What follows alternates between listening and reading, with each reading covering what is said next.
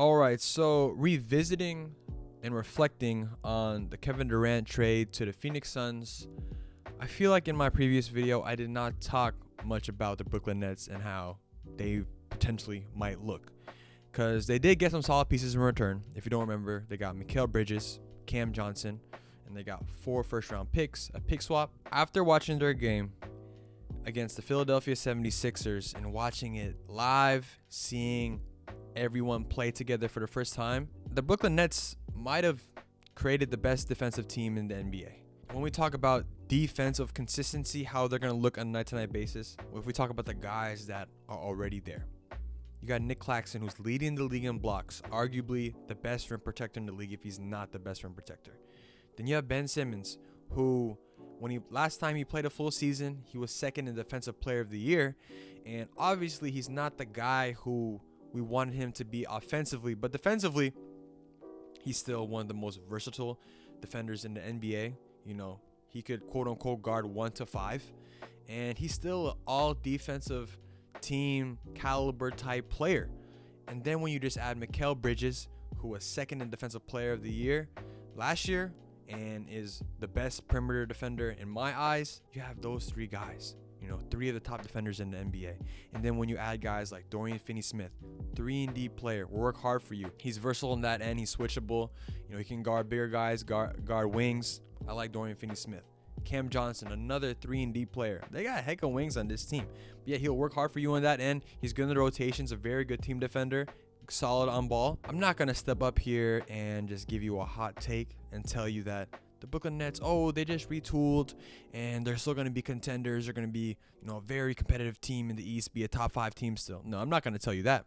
But I will tell you, though, that I had a good time, I had a fun time watching them play against the Sixers. They almost won that game. If Spencer Dinwiddie just released that shot a little bit sooner, they would have went to overtime. But when we go back onto that game, they lost 101-98. And they played really good defense. Just fun watching them play, and they looked really connected on both ends. Even though this was the first game, this was game 1 of all their new additions playing together. They had a starting lineup of Spencer Dinwiddie, Mikal Bridges at the 2, Cam Johnson, Dorian Finney-Smith, and Nick Claxton. They started their 4 new guys with Nick Claxton, and I will say that they were everywhere. Besides Joel Embiid going for 37, James Harden at 29, everyone else, they were kind of locked up. Tyrese only had 12, Tobias Harris only had 3, and that's pretty much it. Everyone else had like 5 or 2 points. This team, when you look at it on paper, because obviously we don't have the data for them as a team yet, we don't have a big enough sample size to really say this is the best defensive team, but they looked really good. Like this is against Joel Embiid, who is a top 3 MVP candidate, and then James Harden, who's leading the league in assists. Yes, Joel Embiid still had 37, but he had to work for that 37. And when they were doubling him, or they would always send bodies to him, you're sending 2 guys to Joel Embiid. So yes, in theory, you should be at a disadvantage for the rest of the floor. It should be 4-on-3 for everybody else. But when he would pass out the double, their rotations were so crisp. They would have somebody there, like Cam Johnson would get there, Mikal Bridges would get there. But yeah, when we talk about this team, defensive consistency is always going to be there when you have those guys. They're going to work hard. They're low maintenance. They're going to give you they're going to give the other team a hard time. On the other hand, though, offensive consistency, that's a different type of thing. Because tonight, they only scored 98 points. And yes, it was their first game. But when you look at the players on their team, they don't have that shot creator, that guy you're going to give the ball to and just ask him to get a bucket on command like they had with Kevin Durant or Kyrie Irving. Their best shot creator is Spencer Dinwiddie. And, Spencer Dinwiddie, he's no bum. But if he is your best shot creator, you might have a problem. And then you also have Cam Thomas, who he played less tonight, but still had an efficient night. 14 points, 7 for 12. But we'll see if these other guys can take another step. Like Mikal Bridges. Now, he's considered one of the best players on his team. He's going to be asked to have a bigger role offensively. And he's been known as a 3-and-D player. He's averaging about 17 on the year. But can he take it another step? Or is this his ceiling? Can he be more of a 3-level scorer?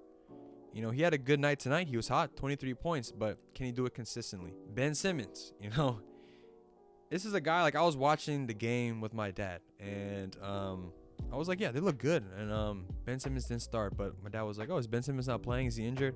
I was like, he has to be. He would be starting if he was healthy.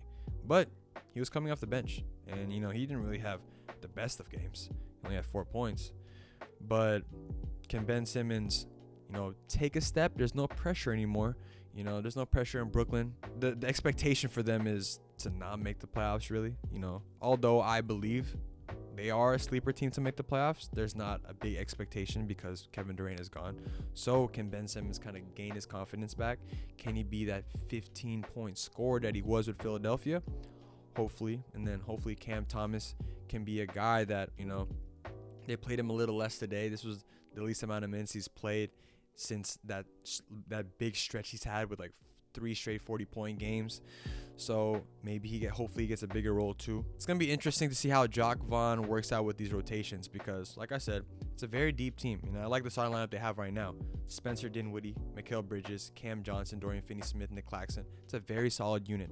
Guys who can shoot the ball.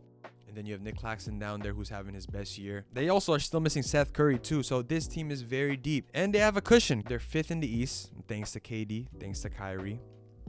So they have a cushion to really mess around. I think they at least make the play-in game. But we'll see how they go because defensively, they're going to bring it every single night. A bunch of low-maintenance players who's going to give it to you on that end. Offensively, there might be a problem with offensive consistency.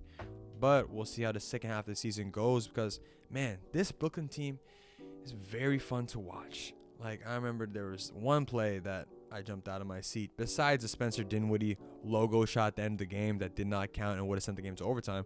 But it was like a fast break. Everyone was filling the lanes. Cam Johnson had the ball. It was like a 2-on-1. Joel Embiid was right there. And then Cam Thomas just dumped it down simply. He just dumped it down to Dorian Finney-Smith for the slam. That was fun to see. These guys are celebrating each other. I'm enjoying this Brooklyn Nets team. All the attention was going to Phoenix, but they got a bunch of hard-working defensive guys on this Brooklyn Nets team that could, surprise some people and be a sleeper team in the playoffs. If you guys enjoyed this video, hit that like, subscribe, comment what you guys think about the Brooklyn Nets. Are they a playoff team in your eyes? Will they not make it into the playoffs? Let me know down below. But like I always say in my videos, my first name is Emilio, but my middle name is Lawrence. I like hoops. If you like hoops too, subscribe to it too. Until next time, peace.